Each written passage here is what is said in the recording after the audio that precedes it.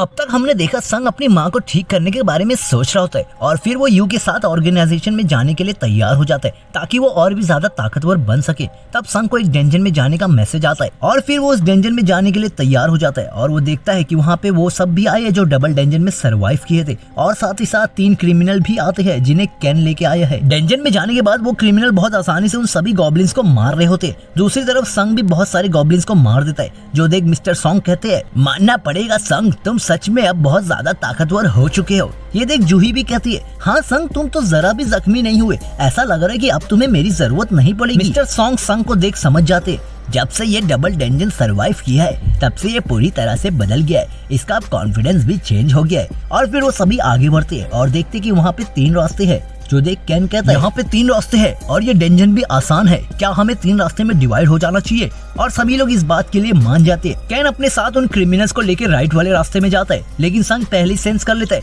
कि कौन से वाले रास्ते में बॉस मिलेगा और वो चाहता है कि बॉस को पहले मार के अपने लेवल को जल्द से जल्द बढ़ा ले और कहता है, मिस्टर सॉन्ग हमें लेफ्ट वाले केव में जाना चाहिए। और किम भाई सेंटर वाले केव में जाते हैं। इधर किम के साथ ही कहते, मैं उम्मीद करता हूँ ये डेंजन अच्छा जाए। जो सुन किम कहता है, हाँ ये आसान ही होगा, घबराओ मत। तभी वो उसका साथी कहता है, पिछली बार भी ऐसा ही हुआ था किम, तुम्हें याद ही होगा हमारे साथ क्या हुआ था। वो चीज मैं कभी नहीं भूल सकता और मैं तय किया हूँ जब हम इस डेंजन से बाहर आएंगे तो मैं संग से माफी मांगूंगा।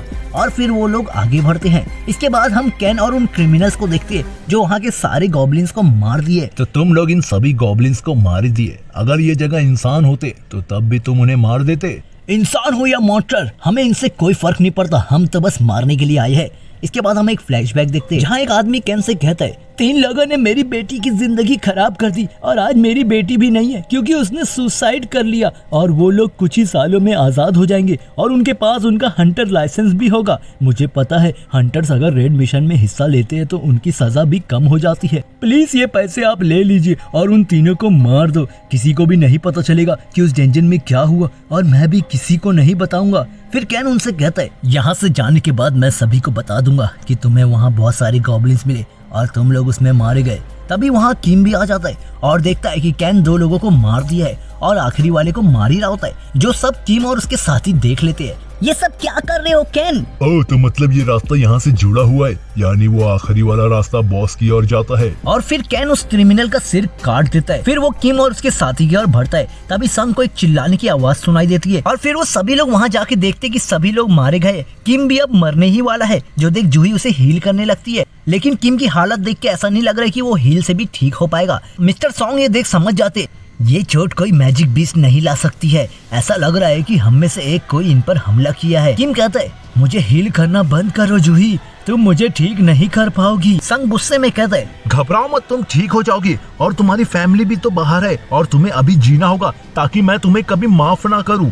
मुझे माफ कर दो संग, जो कुछ भी हुआ उन सभी चीजों के लिए। और इतने में किम की मौत हो जाती है। अचानक ही कैन जूही पे हमला करता है लेकिन संग जूही को बचा लेता है। तुम अगर बीच में नहीं आते तो इस हीलर को तो मैं मार ही देता ताकि आगे मुझे कोई तकलीफ ना हो। तुमने ऐसा क्यों किया? तुम तो हंटर एसोसिएशन से हो, तो तुमने ये सब तो जानबूझ के नहीं किया होगा। यहाँ पे एक सवाल आता है दोस्तों, कैन उन क्रिमिनल्स को इसलिए मारा क्योंकि उसे उसके लिए पैसे मिले थे, लेकिन उसने किम और उसके साथी को क्यों मारा?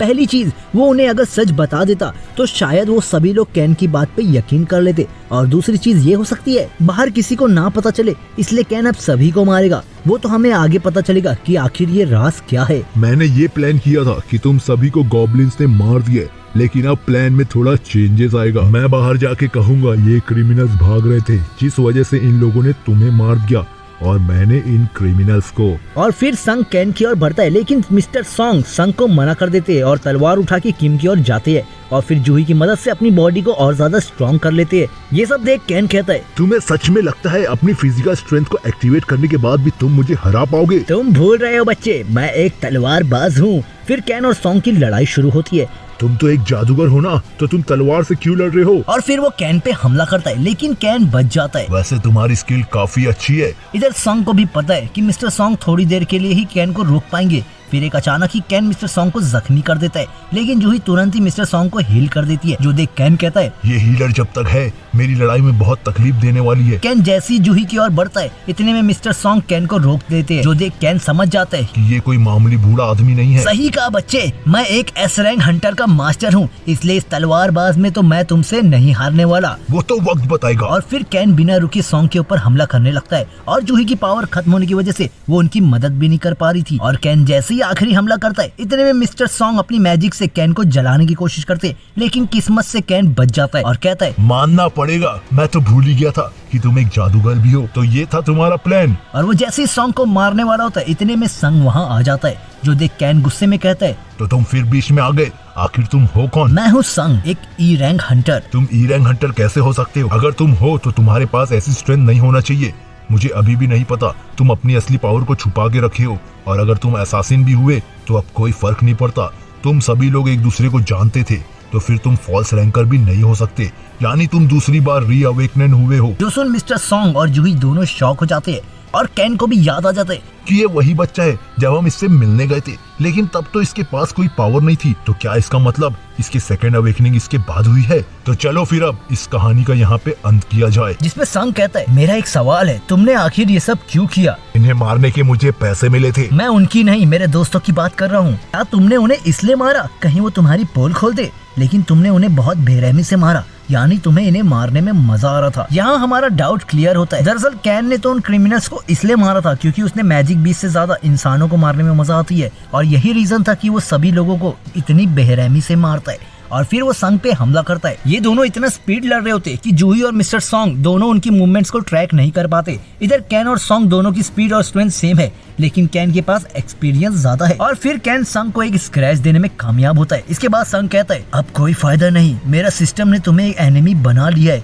अब कुछ नहीं हो सकता। लेकिन कैन को कुछ समझ नहीं आ रहा होता है कि संग किस बारे में बात कर रहे हैं और आखिर सिस्टम क्या है। फिर संग अपनी स्किल से कैन के अंदर पॉइजन इंजेक्ट कर देता है, पर किस्मत से कैन अपनी पावर से उसे खत्म कर देता है। फिर कैन वहाँ से गायब हो जाता है, लेकिन संग कैन को महसूस कर सकता है पर देख नहीं। तभी कैन संग के लात पे वार करता है और कहता है कि अब तुम उतना तेज नहीं भाग सकते जितना भाग रहे थे। लेकिन संग अपने डेली क्विज की मदद से अपने पैर को हील कर देता है। जो देख कैन को यकीन नहीं होता कि एक फाइटर के पास कोई हीलिंग मैजिक भी हो सकती है। मुझे तो यकीन नहीं हो रहा, ये मेरी उम्मीद से ज्यादा ताकतवर है, मुझे फिर भी गायब होना होगा। और कैन फिर से गायब होता है, लेकिन संग अब कैन को बिना देखे उसके हर एक अटैक को रोकने लगता है। ये कैसे कर लेता है? इससे मेरी पोजीशन के बारे में कैसे पता चल रहा है? और फिर संग अपने मर्डरर इंटेंट स्किल को एक्टिवेट करता है, और एक्टिवेट करने के बाद संग अपने डैगर को कैन के सीने में घुसा देता है। तुमने मुझसे पूछा था ना कि मैं दूसरे को क्यों मारता हूँ, क्योंकि हम अपनी मौत से खेलते रहते, और तुम भी वैसे ही हो जैसा मैं हूँ।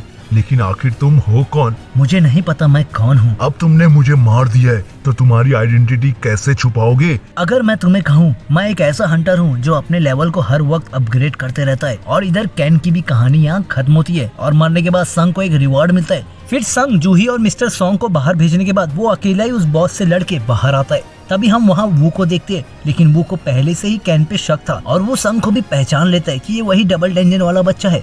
इधर वो उनसे पूछता है कि मेरे साथी को किसने मारा।